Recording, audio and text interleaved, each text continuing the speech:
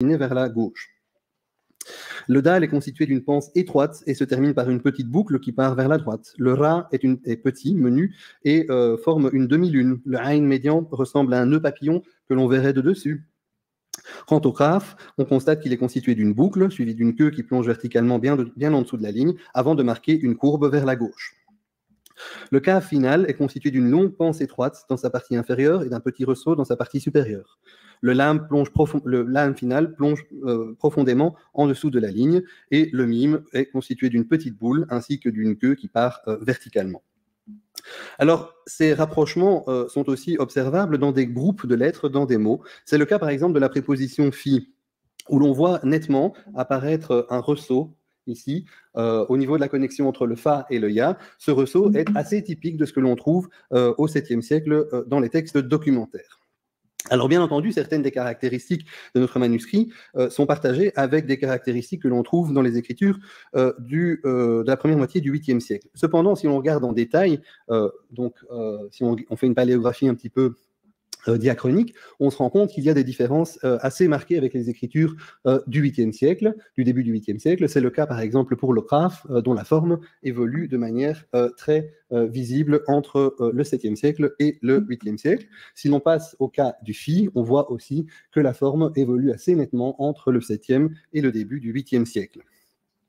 Notre manuscrit comporte une série de points diacritiques qui sont, suivant une tradition aussi observée dans les papyrus documentaires du 7e siècle et de la première moitié du 8e siècle, disposés quand il y a 2 points, non pas de manière horizontale, mais de manière verticale. Sur ce, je passe la parole à mon collègue. Bien, merci. Alors, regardons maintenant un petit peu ce qui concerne l'orthographe. Alors, vous savez maintenant qu'il y a dans les anciens manuscrits coraniques de nombreuses variantes orthographiques qui ont été rassemblées par un certain nombre de sources littéraires. Et le Coran de Hambourg, pour sa part, se caractérise comme les autres manuscrits par une orthographe défective. Par exemple, la hamza n'est jamais marquée et une partie des alifs attendus dans l'orthographe arabe moderne sont absents. On peut observer certaines variations orthographiques. Alors ici, nous avons parlé hier des noms propres dans le Coran, donc c'est l'occasion de vous montrer le nom Ibrahim qui est orthographié donc, dans cette 2e sourate de 2 manières différentes et de manière qui ne correspond pas systématiquement à l'orthographe qui a été retenue aujourd'hui dans l'édition du Coran.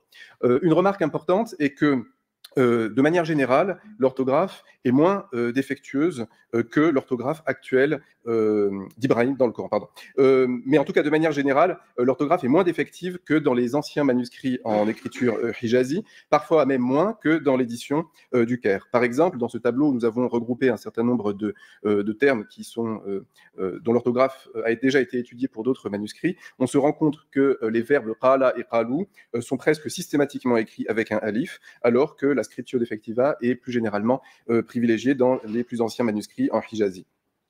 Également, le terme ayat apparaît 3 fois en scriptio plena et 1 fois en scriptio defectiva.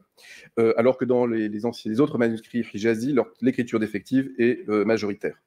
Alors, il y a néanmoins un certain nombre de caractéristiques archaïques ou archaïsantes dans l'orthographe qui est employée. Par exemple, le mot shay figure à 5 reprises avec un alif entre le shin et le ya, ce qui correspond à la forme la plus ancienne de l'orthographe du mot. On peut donc considérer que le Coran de Hambourg se caractérise par une orthographe archaïsante, mais en pleine évolution vers une écriture qui est moins défective que les plus anciens manuscrits en hijazi.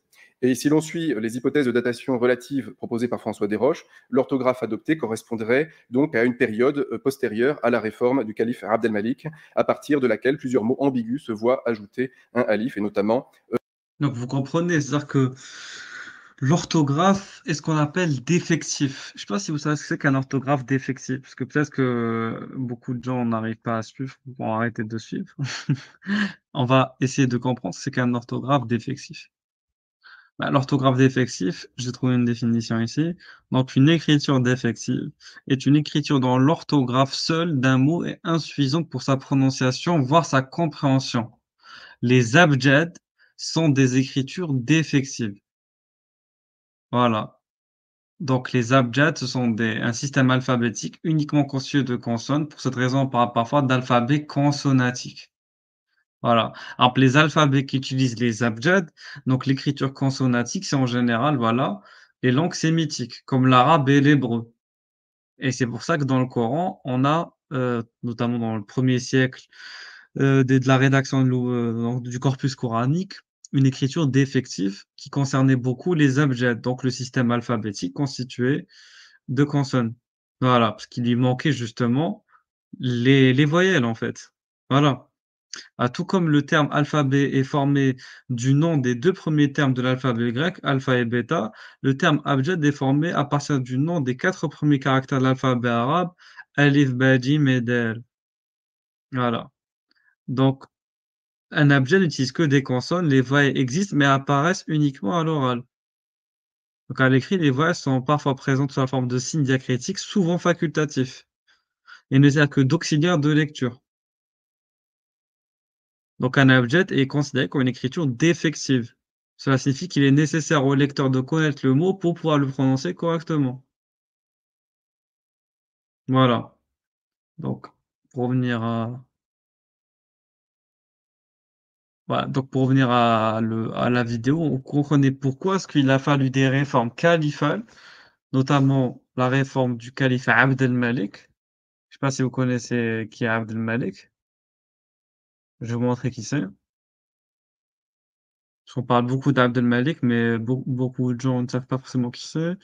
Abd el-Malik, c'est lui. C'est un calife omeyyade, voilà. Donc Abd el-Malik ou Abu el-Walid Abd el-Malik ibn Marwan. Donc il est né en 646 et mort en 705. C'est le 5e calife omeyyade. Donc on était déjà donc vers la fin du 7e siècle et vers le début du 8e siècle, on était déjà dans le califat omeyyade depuis très longtemps. Parce que là, on parle du 5e calife. Donc il succède à son père Marwan I, donc en 685. Il est connu pour son éducation, sa compétence. Il pacifie justement le califat omeyyade contre Abd Abdallah ibn Zubayr, qui ne s'était pas rebellé vu qu'il détenait lui aussi le califat dans une grande partie du monde musulman.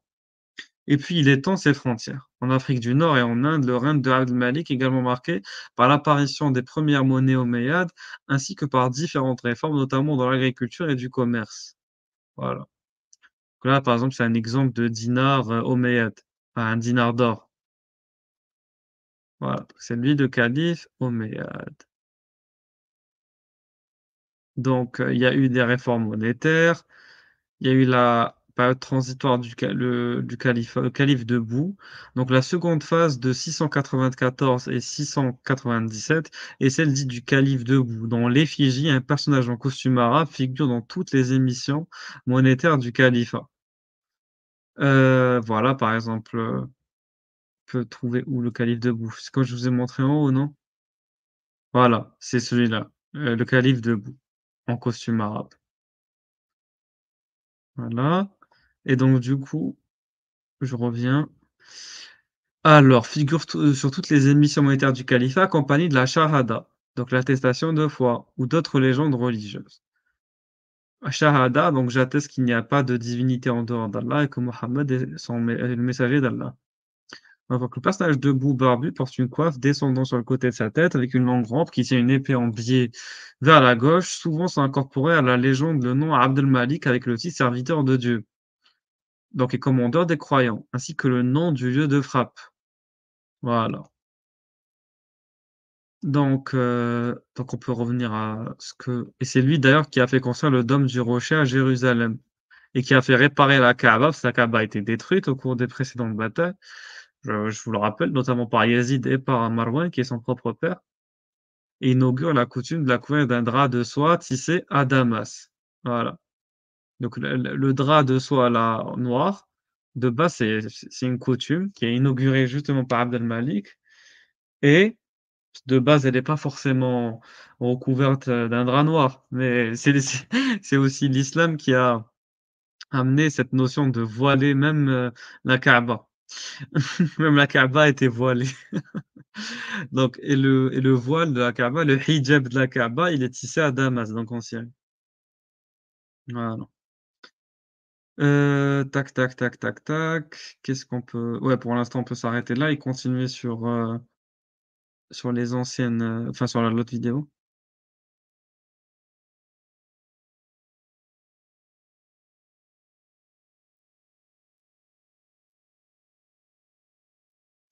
Donc, vous comprenez, il a fallu attendre que ce cinquième calife pour commencer à introduire les voyelles et commencer à rendre l'écriture coranique moins défective. C'est-à-dire que le prophète, en mourant, et même les quatre califes hein, bienfaisants, n'est-ce pas? Est-ce que, d'ailleurs, El Lawardi appelle les califes maudits? Parce qu'en arabe, on a tendance à les appeler Khulafa ar-Rashidun, hein? Donc les califes bienfaisants, etc. Là, on les appelle califes maudits. C'est pour beaucoup de raisons qu'un jour on expliquera en détail. En tout cas, ici, il a fallu attendre le 5e calife omeyyade pour parvenir à une amélioration dans l'écriture, dans la calligraphie, dans l'orthographe du texte coranique. Je sais pas si vous imaginez qu'il a fallu attendre la fin du 7e siècle, le début du 8e siècle pour obtenir potentiellement, même après le début du 8e siècle même, une meilleure écriture. Voilà. Parce que même jusqu'à la fin du 7e siècle, on n'avait pas une bonne écriture parce que l'orthographe, l'écriture était défective justement, ce qu'on est en train de constater. Il a fallu attendre très longtemps, donc le siècle d'après, pour commencer à voir l'amélioration de cette de l'orthographe, l'écriture coranique. Voilà. Le prophète, en mourant, n'a pas laissé un Coran qui est orthographement ou avec une écriture compréhensible. Voilà.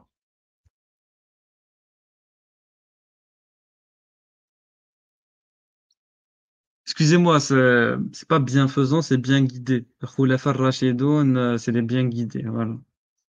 Alors Khulafa ar-Rashidun, c'est bien guidé, c'est la traduction exacte, c'est bien guidé. Parce qu'ils sont bien guidés par Dieu, ils ont le rushd, donc la sagesse divine. Parce que ar-Rashidun, ça renvoie à un mot en arabe qui veut dire rushd. Rushd, c'est comme Ibn Rushd, hein. Donc ça renvoie à la sagesse, donc ça, c'est des califes qui sont bien guidés. Voilà, ça je viens de me rappeler. Alors, tac, tac, tac, voilà, on revient à la vidéo. Le verbe qala afin de le différencier de l'impératif qul. Ben oui, parce que en fait, sans voyelle, on n'arrive pas à différencier correctement un mot d'un autre qui est juste écrit avec les mêmes consonnes. Donc, qala, il a dit au passé, et qul, c'est dit au présent. Mais sans la voyelle au milieu, comment on fait? Ah oui, c'est compliqué, hein. Au-delà de ça, on peut observer un certain nombre de variations et de variantes et de corrections dans le texte de la sourate 2, qui sont ici listées avec, je ne vais pas entrer dans le détail, simplement vous verrez que les variantes sont notées en rouge sur ce tableau. Alors on compte une vingtaine de variantes secondaires qui se caractérisent la plupart du temps par l'ajout simplement ou la soustraction d'une ou deux lettres au ductus consonantique. La plupart de ces variantes ne sont pas recensées par les sources littéraires relatives au ductus du Coran. En tout cas, nous n'avons pas réussi à en trouver de traces. Et d'autre part, ces variantes ne bouleversent guère le sens des versets par rapport à ce qui est connu de la Vulgate rothmanienne. Il y a très peu de corrections qui apparaissent sur ce manuscrit. À une ou deux reprises, le scribe a corrigé une erreur dont il était aperçu qu'il était en train de la commettre. Par exemple, au verset 159, il a commencé par écrire Ma anzala, et ensuite il a repris le lam final qu'il avait tracé pour y ajouter la terminaison de la première personne du pluriel en donnant Ma anzalna, comme vous pouvez le voir sur cette diapositive. Il y a une autre correction qui est très intéressante puisqu'elle est mal placée. Donc le scribe a commencé par se tromper en copiant le verset et ensuite il s'est trompé en le corrigeant. Puisque dans le verset 253, il y a deux fois l'expression lausha Allahu qui est suivie du verbe irtatala, conjugué dans la Vulgate la première fois au masculin singulier et la seconde fois au masculin pluriel. Or, le scribe a commencé par écrire deux fois le verbe au singulier et plus tard, peut-être lui-même ou une autre main, a ajouté les deux lettres manquantes, le waw et le alif al-wiqaya, mais en se trompant de ligne et donc en corrigeant à l'endroit où le verbe n'aurait pas dû être corrigé.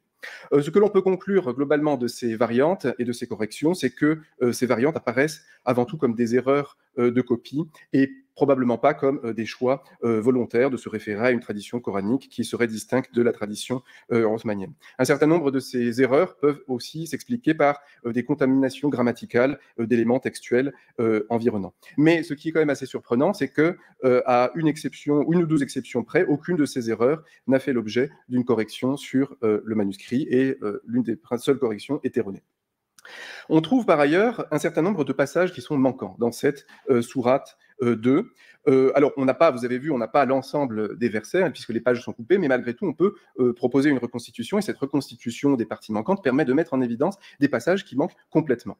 Et on a recensé 4 morceaux de versets qui manquent donc dans cette sourate 2. Les morceaux qui manquent sont ici inscrits en rouge. Et en fait, vous remarquez qu'à chaque fois, le processus est le même, c'est-à-dire ce sont des phrases où il y a un mot qui se répète, et ensuite, la partie suivante est manquante.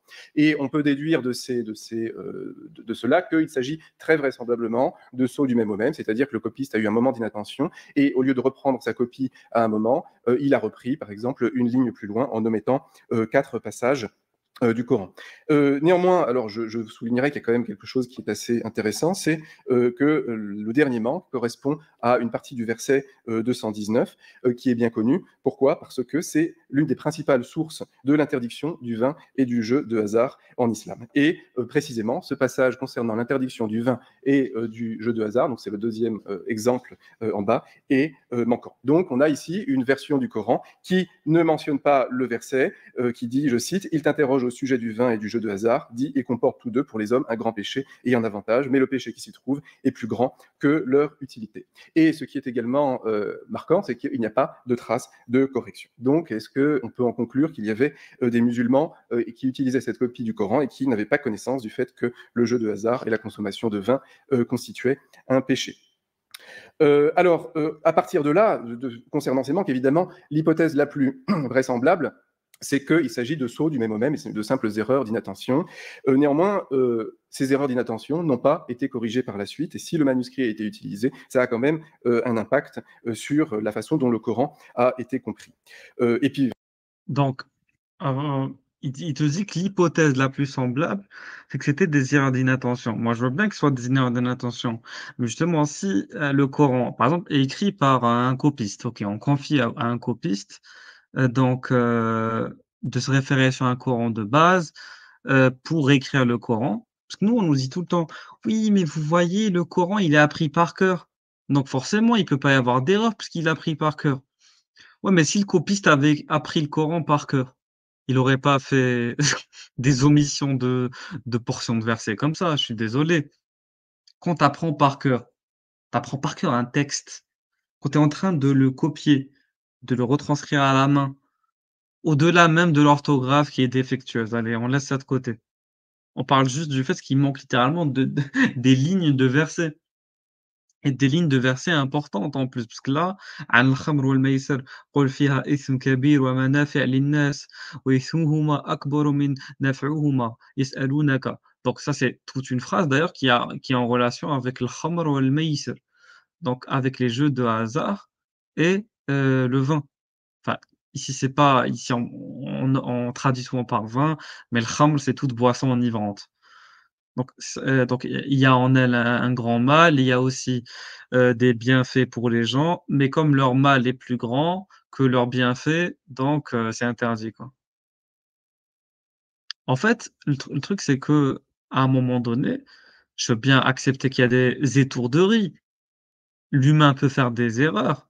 Ah, mais là, c'est erreur sur erreur, il y a trop d'erreurs, là. Il a fait erreur dans le verset 213, erreur dans le verset 219 et et tout à l'heure, on nous parlait d'erreurs également. Qu'il a fallu recorriger. Donc soit le copiste est un très mauvais copiste, un très, très, très, très mauvais copiste. Donc je suis désolé, mais à la rigueur, si tu es autant mauvais copiste, laisse ça à quelqu'un d'autre, hein? Ou sinon, même si le manuscrit coûte cher, à un moment donné, qu'est-ce qui est plus important? Est-ce que c'est d'écrire le Coran correctement en entier? Ou est-ce que c'est juste pour ne pas avoir à repayer cher, une feuille de manuscrit en plus, te permettre de laisser des erreurs dans le manuscrit? Parce que comme a dit, monsieur Tillier, c'est un Coran sur lequel vont se baser des croyants, sur lequel se baser dessus des théologiens, vont se baser dessus des juristes et ça peut avoir un impact, donc considérable et fondamental et très conséquent par rapport à l'élaboration de la loi, l'élaboration de la croyance, voilà, du credo, de la doctrine dogmatique, théologique. Donc comment on fait quand il manque tous ces versets? Donc moi, je considère que ce n'est pas une erreur d'étourderie. Il peut y avoir des erreurs d'étourderie, bien évidemment, mais qu'à un moment donné, il y a un parti pris de ne pas avoir écrit certains versets ou d'avoir rajouté certaines lignes, là où elles ne se trouvaient pas avant. Comme ici, par exemple, il parle de quoi? On est en arrière. Donc là, c'est encore une partie manquante, mais, parce que regardez, ça coupe à Masjid El Haram et là, ça reprend à Masjid El Haram, donc il y a toute cette partie qui manque. Je suis désolé, mais quand tu as appris le texte par cœur, tu es pas censé oublier tout un verset. Je sais pas si vous regardez, c'est le verset 149. Il y a toute une partie du 148 qui est amputée et toute une partie du 149 qui est amputée. C'est énorme. C'est pas un mot, c'est pas 2 mots qui ont disparu. C'est littéralement des bouts de versets. C'est considérable et personne n'est venu recorriger ça derrière et après vous me dites: «Oui, Régulus, on a appris le Coran par cœur, c'est pas possible qu'on en ait perdu des bouts». Bah, visiblement si. Si derrière il y avait pas d'autres Corans qui avaient justement ces passages-là présents, ils n'auraient pas pu remarquer. En sachant qu'ils pouvaient se corriger, parce comme on a dit tout à l'heure, il y avait des gens qui corrigeaient ou qui pouvaient réécrire sur les passages manquants. Ça veut dire qu'il y a une intention volontaire et c'est là où Matthieu Thillet se trompe. Après je peux pas lui en vouloir, il peut l'être humain n'est pas parfait, n'est-ce pas, hein? Mais quand même, c'est très grave de ne pas se rendre compte quand même d'une erreur volontaire et involontaire. Donc là, l'hypothèse heu, que le copiste n'a pas fait cette erreur volontaire, elle se confronte à un mur, en fait. Il a dit si bien, elle aurait dû être corrigée, cette erreur, hein? Voilà. Bon, on continue. Tac, tac, tac.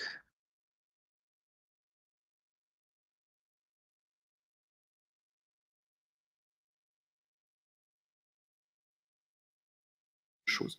D'où une seconde hypothèse, secondaire, mais qu'on ne peut pas complètement exclure, c'est qu'on aurait ici la trace d'une version du Coran qui ne comportait pas ces passages coraniques, et ces passages, leur insertion aurait pu être facilitée par la répétition d'un certain nombre de termes clés. Rien de plus facile quand il y a une succession de termes, hein, irtalafa fihi, de rajouter un irtalafa fihi et de rajouter un morceau ultérieur. Voilà, ça c'est l'hypothèse qu'on peut pas exclure, mais surtout l'hypothèse la plus vraisemblable aussi, au compte tenu du fait qu'il y a pas tentative de correction. Purement. Donc tout dépend pour l'instant, hein, ces hypothèses sont, on n'a pas de preuves, mais les optimistes diront que c'est un saut du même au même, et les historiens les plus critiques seront tentés de voir un exemple là du lent processus de formation du texte coranique. Voilà, donc monsieur, s'il est un optimiste, peut-être qu'il a une islamophilie en lui. En tout cas, nous, on est du clan des historiens critiques et quand on voit, qu'il y a littéralement une omission de bout de verset, on a tendance à se dire que le Coran a été élaboré, hein, progressivement et non pas en un bloc, comme on veut nous le faire croire. Oui, on a appris le Coran en entier, on peut pas se tromper. Eh ben, visiblement non. Vous l'aurez appris en entier, il y aurait pas eu ce problème et on sait très bien tous comme on est que le Coran n'a pas n'a pas qu'un seul contenu ou qu'une seule récitation. Voilà. Il y a plusieurs récitations qui dans des sourates de différentes longueurs en fonction du harf et en fonction de la riwaya, de qui l'a rapporté et cetera et on sait que beaucoup de passages du Coran ont été perdus et ça, on le retrouve même dans les traditions, prophétiques ou des compagnons du prophète. Voilà. Alors, au-delà de ça, en guise de conclusion, qu'est-ce que l'on peut essayer de conclure sur quelle hypothèse historique est-ce qu'on peut essayer d'avancer sur ce manuscrit? Bien, alors les remarques qu'on a pu faire sur l'orthographe, sur les éléments décoratifs et sur la paléographie laisse penser, comme l'a souligné tout à l'heure Naïm, qu'on aurait vraisemblablement un manuscrit qui aurait été copié au tournant du 8e siècle, en tout cas probablement un tout petit peu postérieur ou au moment ou de la réforme qui est conduite par Al-Hajjaj ibn Youssouf et qui aurait été dirigée par Al-Hassan al-Basri, donc aux alentours de 703-704, et une réforme qui se caractérise notamment par l'adjonction d'un certain nombre de alifs à l'intérieur du texte, donc qui rendent l'orthographe moins défective, et l'ajout également de marqueurs pour séparer les versets et les dizaines de versets. Si l'on joint donc à cela les caractéristiques paléographiques, notre conclusion jusqu'à présent, mais nous soumettons cela à votre œil d'expert, et qu'on aurait affaire à un manuscrit qui daterait de la première moitié du 8e siècle, et un manuscrit qui a donc été copié par un scribe à partir d'un modèle écrit, donc, et non pas à partir d'une tradition orale, puisque ces sceaux du même au même, s'il s'agit bien de cela, témoignent d'un processus de copie. Il est évidemment difficile de dire où cette copie a été réalisée. Compte tenu de l'histoire de son acquisition dont vous a parlé Naïm, il est vraisemblable que le manuscrit ait été trouvé en Haute-Égypte, peut-être même à Edfou, comme un autre manuscrit important du 8e siècle, qui est le Jamia d'Ibn Wahb. Néanmoins, est-ce qu'il est vraisemblable que le manuscrit ait été copié en Haute-Égypte? Nous ne sommes pas sûrs de cela. Et une hypothèse assez vraisemblable à notre sens serait d'y voir un manuscrit qui aurait été copié à Fustat au début du 8e siècle et qui aurait été amené en Haute-Égypte à une époque inconnue, peut-être par un musulman qui aurait pris des fonctions dans cette partie de la province. D'autre part, ce manuscrit est réalisé sur papyrus, non sur parchemin, dans des dimensions qui sont relativement modestes, avec un décor qui est minimaliste, et donc il ne s'agit pas vraisemblablement d'un mushaf d'apparat destiné à des cérémonies publiques comme les grands manuscrits sur parchemin que l'on a pu voir jusqu'à présent, mais plus vraisemblablement d'un exemplaire privé. Et donc cela rejoindrait les conclusions de François Desroches, qui avance que des individus commencèrent vraisemblablement, à une date ancienne, à posséder un mushaf en propre. Et de son côté, Nicolas Sainai relève d'après Al-Samhoudi que la multiplication des copies privées du Coran a pu se produire après la réforme de Abd el-Malik, et que de cette façon, le codex Al-Hajjaj aurait pu être distribué dans des villes secondaires. Donc on aurait peut-être là un des rares témoins jusqu'à présent trouvés d'une telle diffusion du texte coranique à l'intention du grand public sur un support bon marché. Alors, il reste à s'interroger sur la nature de ce texte. Jusqu'à présent, nous avons considéré naturellement qu'il s'agissait de la deuxième sourate du Coran, Un support bon marché, c'est-à-dire qu'en gros, ça coûtait pas si cher d'écrire ce Coran.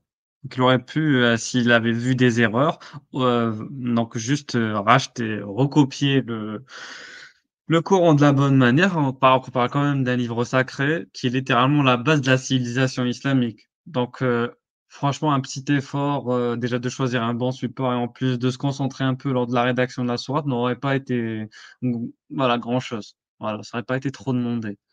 En plus, vous me dites que c'est un support bon marché. Ça, le pire. Il aurait pas pu corriger ses erreurs.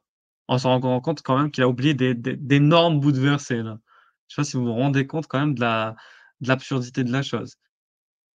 Donc et on comprend bien qu'il était en train de copier d'un autre support.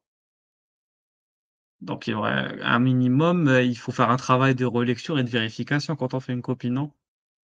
Je sais pas, c'est lamentable. Parce qu'à confier le Coran en fait, soit, comme on l'a prouvé à travers d'autres conférences, le Coran est un livre qui a été écrit sur plusieurs siècles et qui a reçu aussi la transformation, de son contenu, par des réformes politiques, de gouverneurs, de califes et cetera. Donc qui a introduit ou amputé au Coran une partie de son substrat, donc scripturaire, ou soit effectivement, c'est vraiment des incompétents copistes qui se retrouvent à écrire le Coran et à le transmettre au grand public. Dans tous les cas, c'est lamentable et déplorable. Pour ce que prétend l'islam, détenir en termes de profondeur, voilà, et en termes de sérieux de la part de leurs intellectuels. Voilà. Intitulée Surat al-Baqarah, la sourate de la vache. Néanmoins, nous avons un petit problème, c'est que la dernière page du manuscrit que vous voyez ici se termine donc avec un bandeau, et en dessous du bandeau, on trouve des traces d'écriture qui sont malheureusement très difficiles à lire, parce que très partielles, et l'encre est assez effacée. Mais ce que l'on peut remarquer, d'autre part, c'est que la calligraphie semble un petit peu différente de ce qui précède, et d'autre part, vraisemblablement, il ne peut pas s'agir de la sourate suivante, de la sourate 3, donc qui est la sourate Al-Imran, ni vraisemblablement d'un autre passage coranique. Et en fait, les quelques bribes que nous parvenons à déchiffrer jusqu'à présent nous laissent penser qu'il s'agirait plutôt d'une forme de prière, peut-être une forme de prière à l'intérieur d'un colophon, incluant peut-être une louange à Dieu, peut-être le nom du copiste. On en est pour l'instant à un stade assez spéculatif. En tout cas, ce qui est important, c'est que tout se passe comme si ce cahier qui nous est parvenu ne constituait pas simplement le premier cahier d'un codex complet du Coran, mais un fascicule autonome.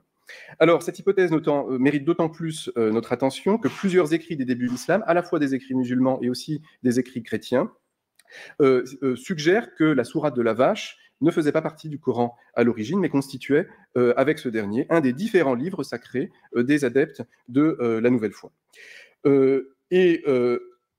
Donc on a un certain nombre d'indices également venant de la tradition musulmane qui suggèrent que certaines parties du Coran purent circuler indépendamment les unes des autres, et tout particulièrement les chapitres les plus longs. Il convient de remarquer que cette sourate de la vache également a une caractéristique, c'est qu'elle est constituée en très grande partie de versets à portée normative.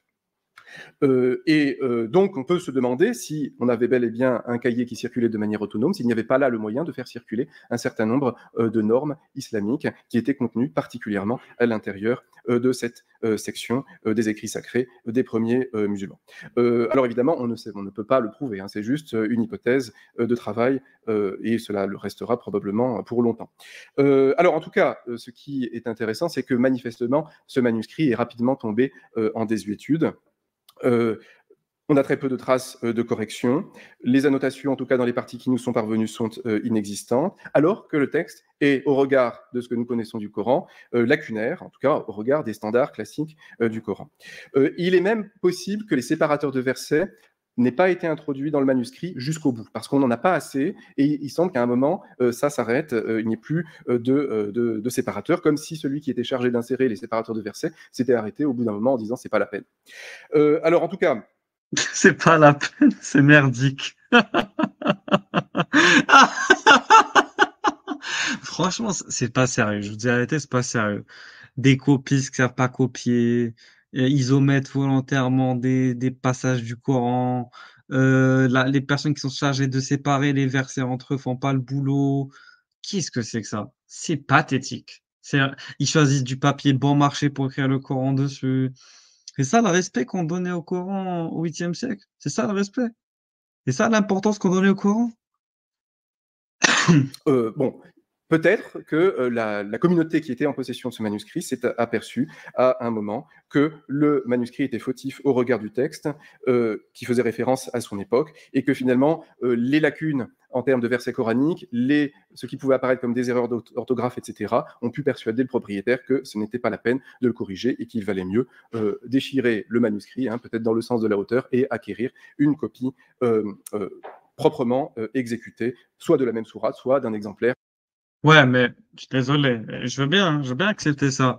Mais ça prouve encore que les chercheurs en histoire ne font pas cette théologie, ils ne font pas cette jurisprudence, parce que